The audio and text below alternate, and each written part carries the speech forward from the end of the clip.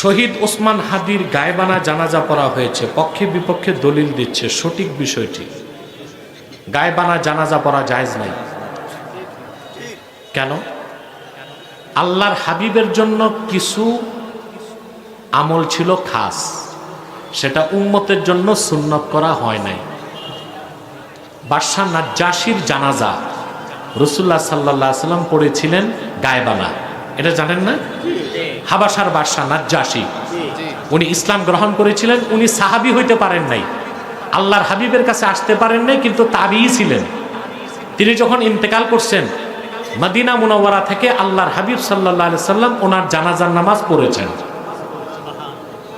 কিন্তু হাদিসে আসছে, যখন রাসূলুল্লাহ সাল্লাল্লাহু আলাইহি সাল্লাম তার জানাজার নামাজ পড়িয়েছেন, ফেরেশতারা নাজ্জাশীর লাশটাকে উপরে উঠায় ধরছিল। আল্লাহর হাবিব দেখেছিলেন, তারপর নামাজ পড়িয়েছিলেন। এখন আপনি আমি যদি গায়েবানা জানাজা পড়ি, যারটা পড়বো তাকে কি দেখবো? এজন্য আমাদের জন্য এটা জায়েজ না, এটা মাকরুহ হানাফি মাযহাব মতে। এই কাজটা আমরা করব না, আমরা দোয়া করব তার জন্য।